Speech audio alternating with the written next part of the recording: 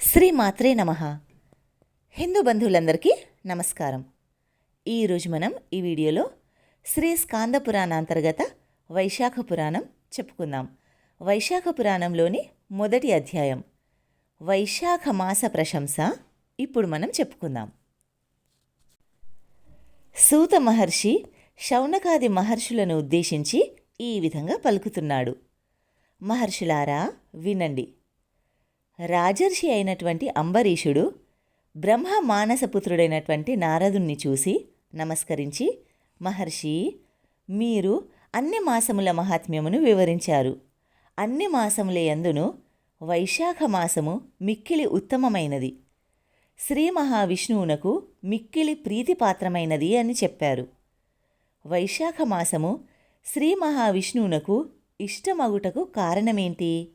ఈ మాసమునందు విష్ణుప్రియములైన ధర్మములేవి? మానవులు ఆచరింపవలసిన దానములను వాని ఫలములను వివరింపగోరుచున్నాను. పూజ, దానము మున్నగు వానిని ఏ దైవమును ఉద్దేశించి చేయాలి? వాటి ఫలమెట్టిది? పూజా ద్రవ్యములెట్టివి? మున్నగు విషయములను దయ ఉంచి వివరింపగోరుచున్నాను అని సవినయముగా ప్రశ్నించెను. అప్పుడు నారదుడు, రాజర్షి అంబరీష, వినుము అంటూ ఈ విధంగా చెప్పసాగెను. పూర్వము ఒకప్పుడు నేను బ్రహ్మను మాసముల మహిమను మాసధర్మములను వివరింపగోరితిని. బ్రహ్మ నాతో, నారదా, శ్రీ మహావిష్ణువు లక్ష్మీదేవికి మాసధర్మములను చెప్పుచుండగా వింటిని. నీకిప్పుడు శ్రీ మహావిష్ణువు లక్ష్మీదేవికి చెప్పిన విషయమునే చెబుతాను. మాసములన్నింటిలోనూ కార్తీకము, మాఘము, వైశాఖము ఉత్తమములు. ఆ 3 మాసములలో వైశాఖ మాసము మిక్కిలి ఉత్తమము. వైశాఖము ప్రాణులకు తల్లివలె సదా సర్వాభీష్టములను కలిగిస్తుంది. ఈ మాసమునందు ఆచరించిన స్నానము, పూజ, దానము మున్నగునవి పాపములన్నింటినీ నశింపచేయును.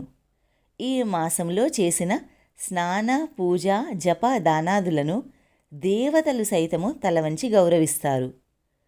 విద్యలలో వేద విద్య వలె, మంత్రములలో ఓంకారము వలె, వృక్షములలో దివ్య వృక్షమైన కల్పవృక్షము వలె, ధేనువులలో కామధేనువు వలె, సర్వసర్పములలో శేషుని వలె, పక్షులలో గరుత్మంతుని వలె, దేవతలలో శ్రీ మహావిష్ణువు వలె, చతుర్వర్ణములలో బ్రాహ్మణుని వలె, ఇష్టమైన వానిలో ప్రాణము వలె, సౌహార్దములు కలవారిలో భార్య వలె, నదులలో గంగానది వలె, కాంతి కలవారిలో సూర్యుని వలె, ఆయుధములలో చక్రము వలె, ధాతువులలో సువర్ణము వలె, విష్ణు భక్తులలో రుద్రుని వలె, రత్నములలో కౌస్తుభము వలె, ధర్మహేతువులగు మాసములలో వైశాఖ మాసము ఉత్తమమైనది. విష్ణు ప్రియమగుట చేతనే వైశాఖ మాసమును మాధవ మాసము అని అంటారు. విష్ణు ప్రీతిని కలిగించే మాసములలో వైశాఖ మాసమునకు సాటి అయినది లేదు. సూర్యుడు మేషరాశి అందుండగా వైశాఖమున సూర్యోదయమునకు ముందుగానే నదీ తటాకాదులలో స్నానమాచరించినచో శ్రీ మహావిష్ణువు లక్ష్మీదేవితో కలిసి అతి ప్రీతితో వానిని ఉద్ధరింపనించును. ప్రాణులు అన్నముని తిని సంతోషమునందినట్లు శ్రీ మహావిష్ణువు వైశాఖ స్నానమాచరించిన వారి విషయమున సంప్రీతుడగుచున్నాడు. అట్లు వైశాఖ స్నానమాచరించిన వారికి అన్ని వరములు ఇయ్యడానికి సిద్ధమై ఉన్నాడు. వైశాఖ మాసమున ఒకసారి మాత్రమే స్నానమును పూజను చేసినను పాప విముక్తుడై విష్ణులోకమును చేరుచున్నాడు. వైశాఖమున వారము నాళ్ళు స్నానాధికమును చేసినను ఈ మాత్రమునకే శ్రీహరి అనుగ్రహ బలమున కొన్ని వేల అశ్వమేధ యాగములను చేసినచో వచ్చే అంతటి పుణ్యమును పొందుతారు. స్నానము చేసే శక్తి లేక స్నాన సంకల్పము దృఢముగా ఉన్నచో అతడు 100 అశ్వమేధ యాగములు చేసినంత పుణ్యమును పొందుతాడు.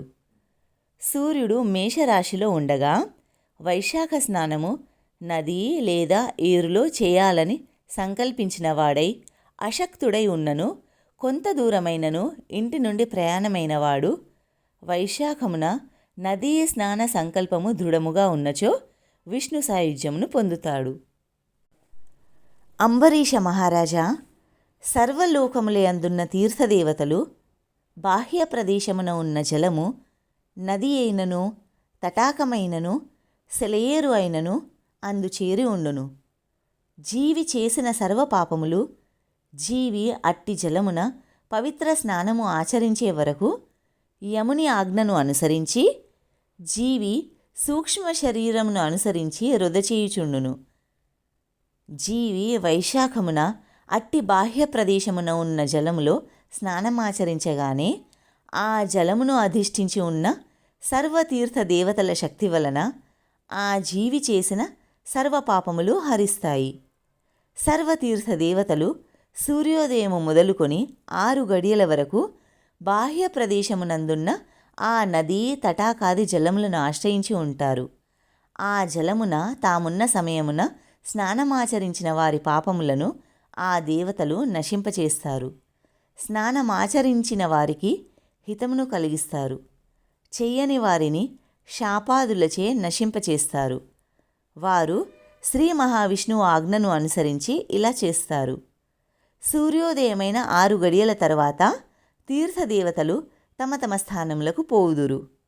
మరలా సూర్యోదయమునకు ముందుగా బాహ్య ప్రదేశమందున్న జలమును ఆవహించి స్నానమాడిన వారి పాపములను నశింపచేస్తారు.